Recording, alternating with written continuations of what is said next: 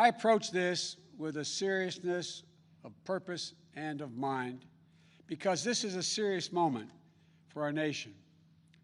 We're at one of those inflection points. You've heard me say that before in our history. A life-changing election for this nation. And the choice we make this November is going to decide the future of America for a very, very long time. And I had a great choice, great opportunities. I had a great choice, but I have no doubt that I picked the right person to join me as the next Vice President of the United States of America, and that's Senator Kamala Harris. You know, and it seems Americans all across this nation, at least at the outset here, agree with me. Yesterday, we had our best grassroots fundraising day of the campaign, more than double our previous record. And in doing so, we set a single-day record for online political fundraising. And I think I know why. So I hope that you'll join us as well, those of you who listen today. Go to joebiden.com today. $5, $10, whatever. Kamala, as you all know, is smart. She's tough. She's experienced. She's a proven fighter for the backbone of this country, the middle class, for all those who are struggling to get into the middle class. Kamala knows how to govern. She knows how to make the hard calls. She's ready to do this job on day one. And we're both ready to get to work rebuilding this nation and building it better. As Attorney General of the largest state in the country, Kamala took on the big banks over mortgage fraud and won, took on big oil when it wanted to pollute without consequences. She was a pioneer in marriage equality and tackled the gun lobby. You know, we've all watched her in the United States Senate go toe-to-toe with Trump officials, trying to hide the truth, asking the tough questions needed to be asked, and not stopping until she got an answer. And when none was forthcoming, it was obvious what the answer was. As a member of the Intelligence Committee and the Judiciary Committee, she's been the center in the middle of the most critical national security challenges our country faces. Well aware of all the threats to this nation and ready to respond to them. And as a child of immigrants, she knows personally how immigrant families enrich our country, as well as the challenges of what it means to grow up Black and Indian American in the United States of America. Her story is America's story, different from mine in many particulars, but also not so different in the essentials. She's worked hard. She's never backed down from a challenge. And she has earned each and every of the accolades and achievements that she has gained, many of them often in the face of obstacles that others put in her way, but never quit. And this morning, all across the nation, little girls woke up, especially little Black and brown girls, who so often feel overlooked and undervalued in their communities. But today, just maybe, they're seeing themselves for the first time in a new way as the stuff of president and vice presidents. In her campaign in the primary, Kamala often talked about what she referred to as the 3 a.m. agenda, about moms and dads awake late at night in their kitchens, worried, scared, uncertain about how they were going to take care of their families, about how they were going to pay the bills, about how they were going to make it, simply make it. Growing up in Scranton and Claymont, Delaware, I saw that struggle with my family as well. Kamala saw it with hers as well. And millions of Americans are living that struggle as we speak, especially in this moment of crisis, especially with so many jobs lost. Kamala and I both know that all folks are looking for, as my dad would say, is an even shot.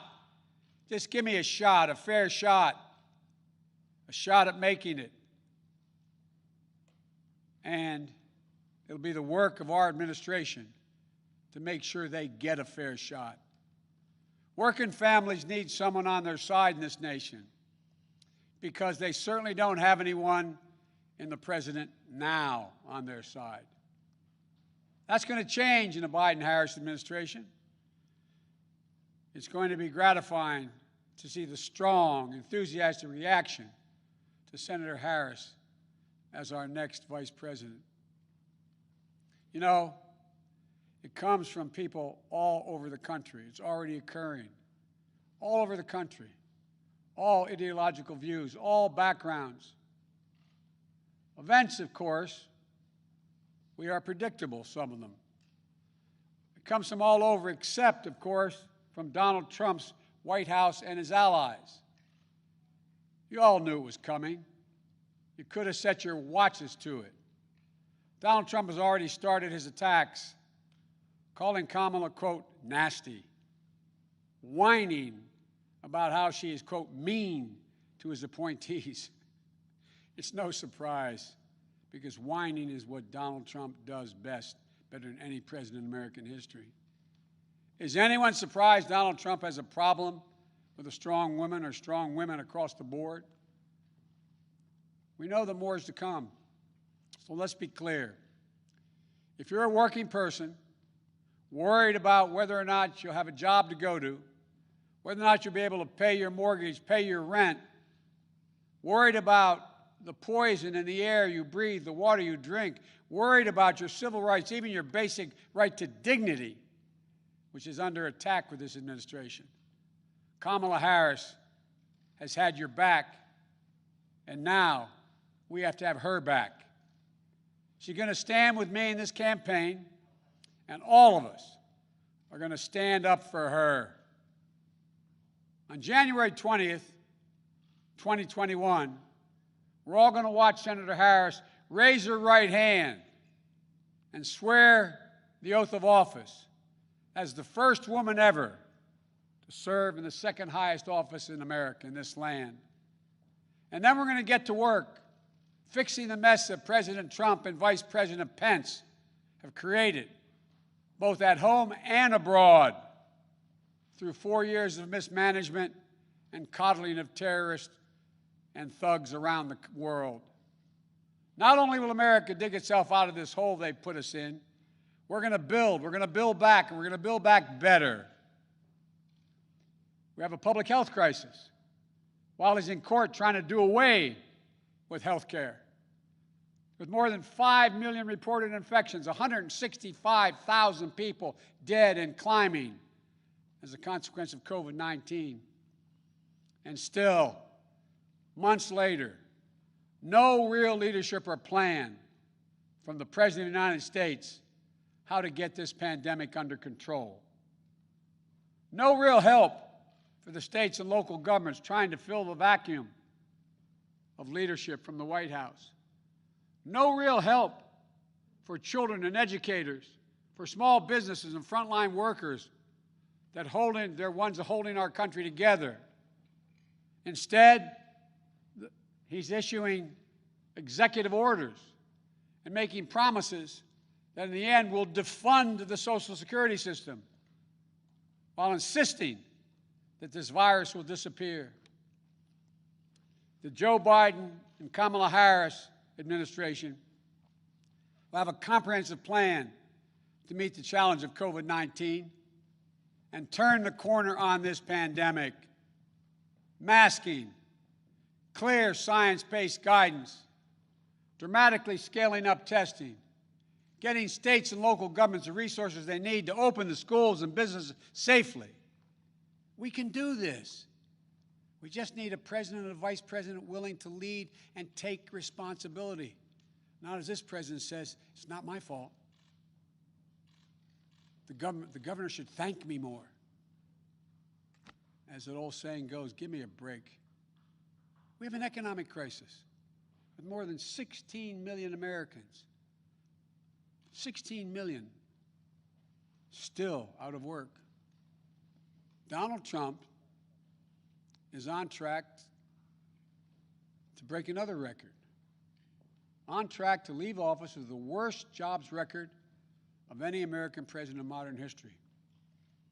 But instead of doing the hard work of meeting face-to-face with congressional leaders, Democrats and Republicans in the White House, like every other president has done in a crisis, to get Americans the relief they need and deserve, Donald Trump is on the golf course. If I told you this 3 years ago, you'd look at me like I was being crazy. He hasn't even met with the leadership. He doesn't have time, it appears. We have a climate crisis that Donald Trump refuses to even acknowledge.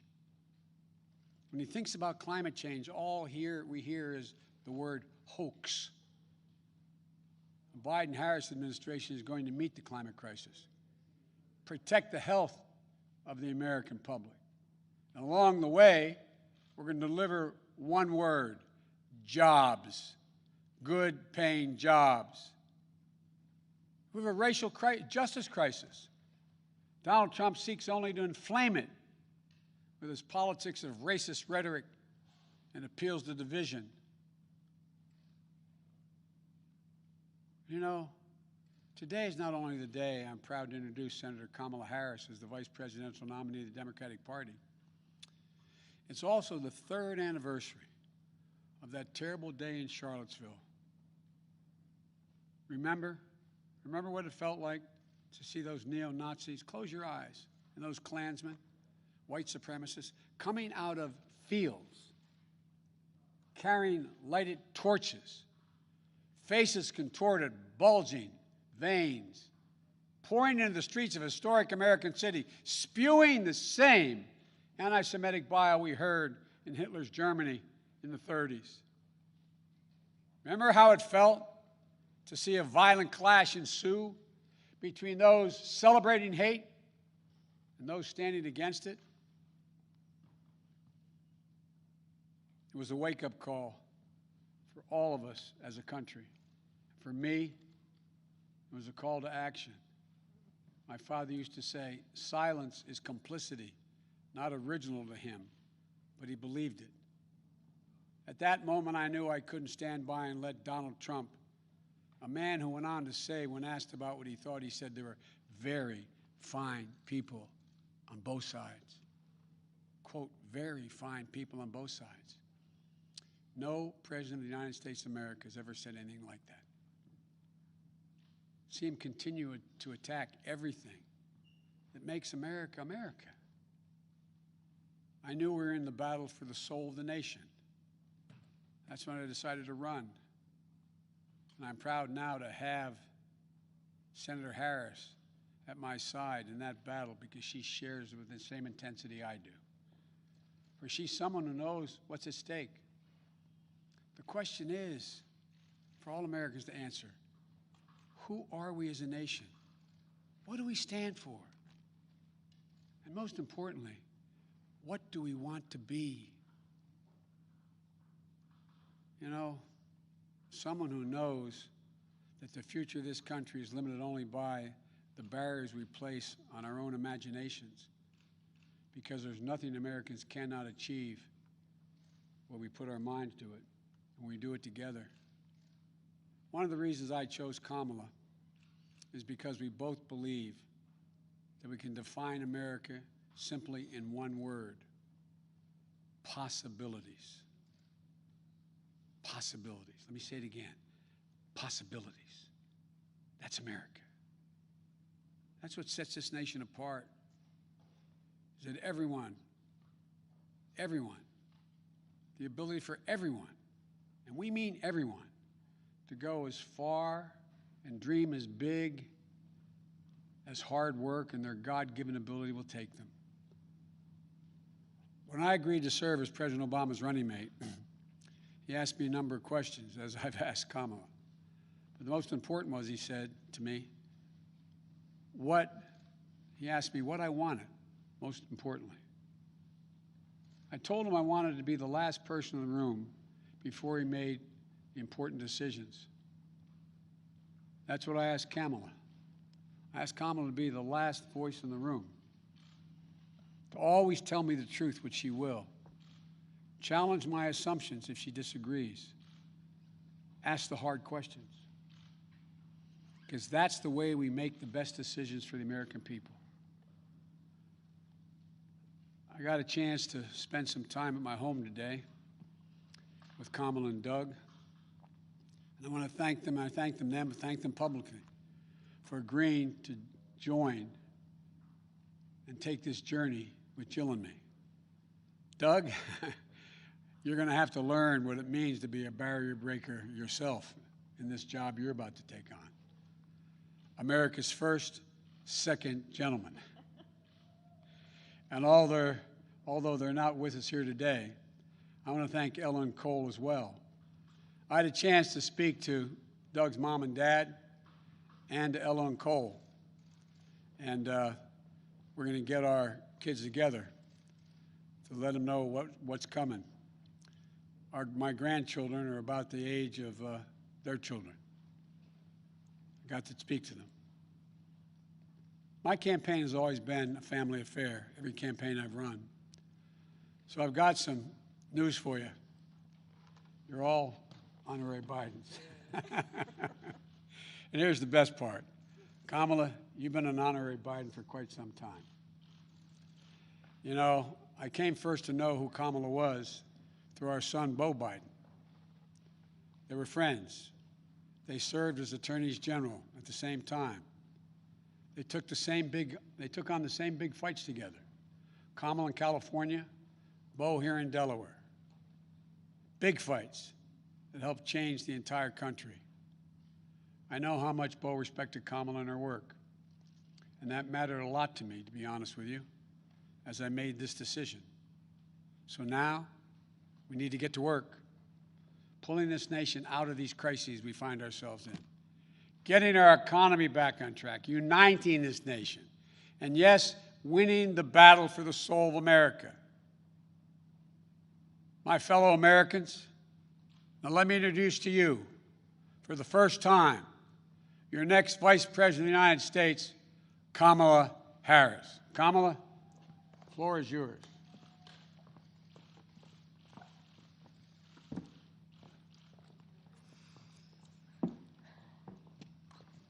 What do you want?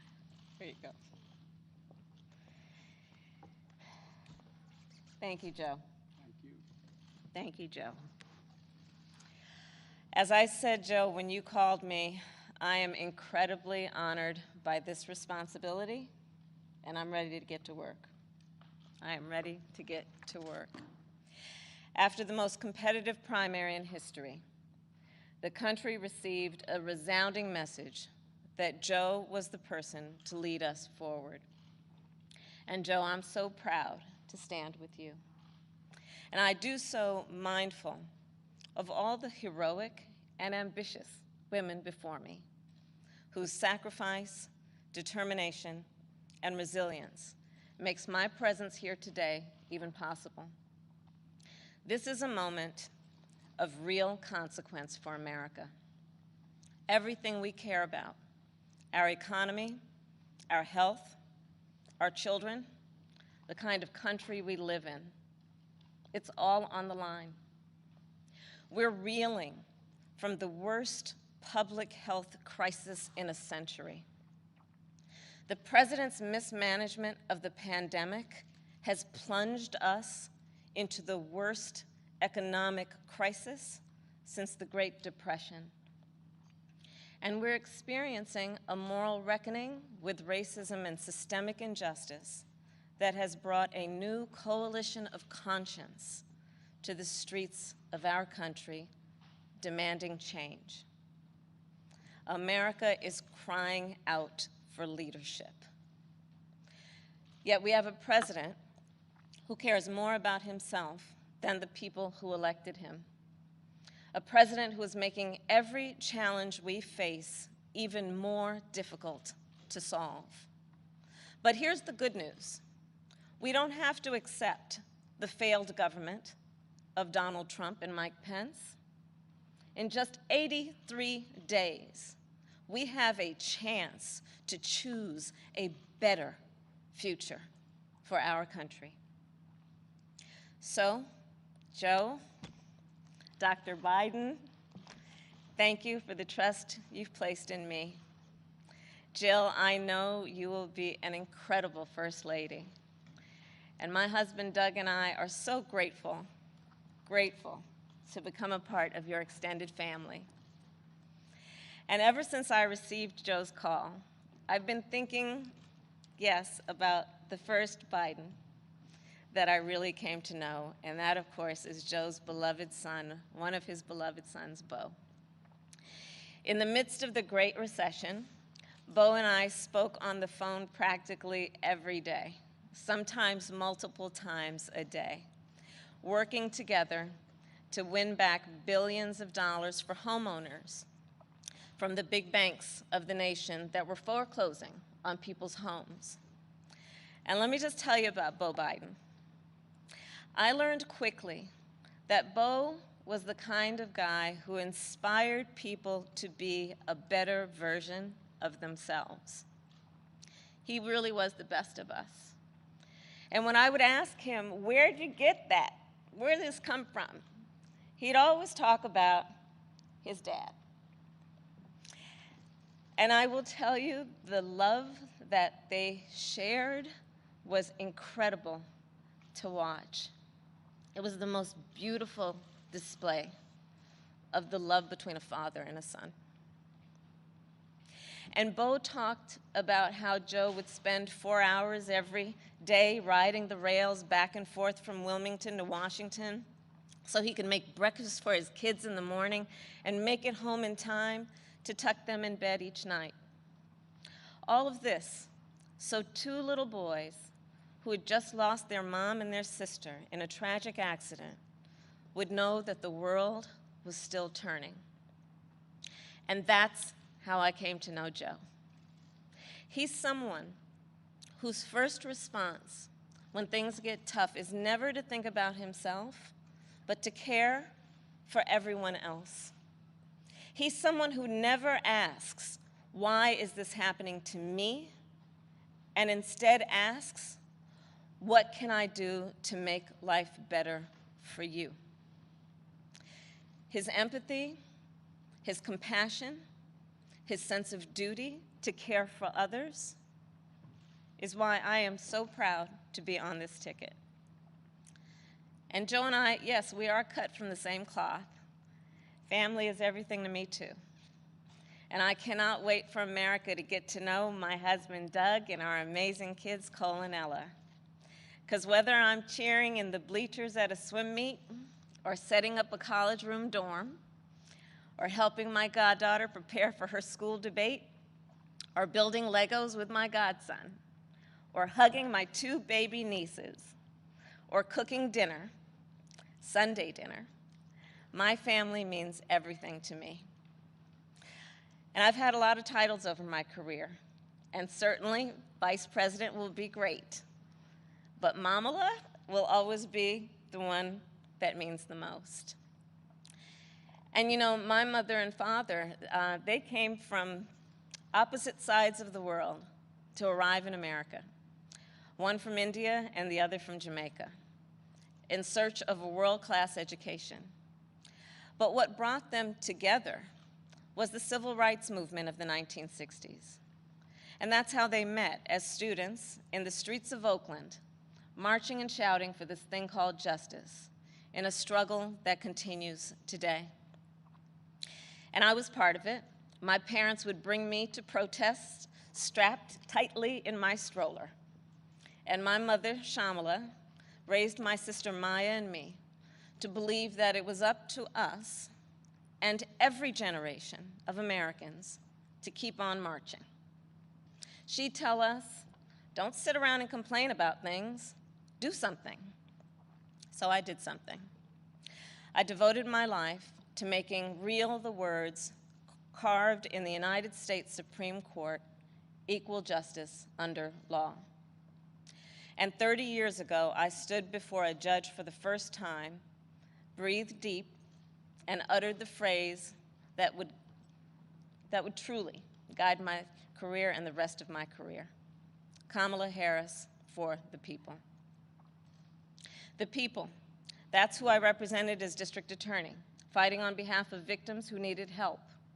The people, That's who I fought for as California's Attorney General when I took on transnational criminal organizations who traffic in guns and drugs and human beings. And it's the people who I have fought for as a United States Senator, where I've worked every day to hold Trump officials accountable to the American people. And the people are who Joe and I will fight for every day in the White House. And let me tell you, as somebody who has presented my fair share of arguments in court, the case against Donald Trump and Mike Pence is open and shut. Just look where they've gotten us. More than 16 million out of work. Millions of kids who cannot go back to school. A crisis of poverty, of homelessness, afflicting Black, brown, and indigenous people the most. A crisis of hunger, afflicting 1 in 5 mothers who have children that are hungry. And tragically, more than 165,000 lives that have been cut short. Many with loved ones who never got the chance to say goodbye. It didn't have to be this way. 6 years ago, in fact, we had a different health crisis. It was called Ebola. And we all remember that pandemic. But you know what happened then? Barack Obama and Joe Biden did their job. Only 2 people in the United States died. 2. That is what's called leadership. But compare that to the moment we find ourselves in now. When other countries are following the science, Trump pushed miracle cures he saw on Fox News. While other countries were flattening the curve, he said the virus would just, poof, go away. Quote, like a miracle. So when other countries opened back up for business, what did we do? We had to shut down again. This virus has impacted almost every country. But there's a reason it has hit America worse than any other advanced nation. It's because of Trump's failure to take it seriously from the start. His refusal to get testing up and running. His flip-flopping on social distancing and wearing masks. His delusional belief that he knows better than the experts. All of that is reason, and the reason that an American dies of COVID-19 every 80 seconds. It's why countless businesses have had to shut their doors for good. It's why there is complete chaos over when and how to reopen our schools. Mothers and fathers are confused and uncertain and angry about childcare and the safety of their kids at school, whether they'll be in danger if they go or fall behind if they don't. Trump is also the reason millions of Americans are now unemployed. He inherited the longest economic expansion in history from Barack Obama and Joe Biden. And then, like everything else he inherited, he ran it straight into the ground. Because of Trump's failures of leadership, our economy has taken one of the biggest hits out of all the major industrialized nations, with an unemployment rate that has tripled as of today. This is what happens when we elect a guy who just isn't up for the job. Our country ends up in tatters, and so does our reputation around the world. But let's be clear, this election isn't just about defeating Donald Trump or Mike Pence. It's about building this country back better. And that's exactly what Joe and I will do. We'll create millions of jobs and fight climate change through a clean energy revolution. Bring back critical supply chains so the future is made in America. build on the Affordable Care Act so everyone has the peace of mind that comes with health insurance. And finally, offer caregivers the dignity, the respect, and the pay they deserve. We'll protect a woman's right to make her own decisions about her own body, root out systemic racism in our justice system, and pass a new Voting Rights Act, a John Lewis Voting Rights Act, that will ensure every voice is heard and every voice is counted. The civil rights struggle is nothing new to Joe. It's why he got into public service. It's why he helped reauthorize the Voting Rights Act and restore unemployment discrimination and employment discrimination laws. And today, he takes his place in the ongoing story of America's march toward equality and justice as the only who has served alongside the first Black president and has chosen the first Black woman as his running mate. But as Joe always points out, this election is about more than politics. It's about who we are as a country. And I'll admit, over the past 4 years, there have been moments when I have truly worried about our future. But whenever I think that there is a reason for doubt, whenever I've had my own doubts, I think of you, the American people, the doctors and nurses and frontline workers who are risking your lives to save others, the truck drivers and the workers in grocery stores, in factories, in farms, working there, putting your own safety on the line to help us get through this pandemic, the women and students taking to the streets in unprecedented numbers, the dreamers and immigrants who know that families belong together, the LGBTQ Americans who know that love is love, people of every age and color and creed who are finally declaring in one voice that yes, Black lives matter. All across this country, a whole new generation of children is growing up hearing the cries for justice and the chants of hope on which I was raised, some strapped into strollers of their own. And trust me, it's a song you'll never forget. So to everyone keeping up the fight, you are doing something. You are doing something great. You are the heroes of our time. And you are the reason I know we are going to bring our country closer to realizing its great promise. But to do it, we'll need to work, organize, and vote like never before, because we need more than a victory on November 3rd. We need a mandate that proves that the past few years do not represent who we are or who we aspire to be. Joe likes to say that character is on the ballot, and it's true. When he saw what happened in Charlottesville 3 years ago today, he knew we were in a battle for the soul of our nation.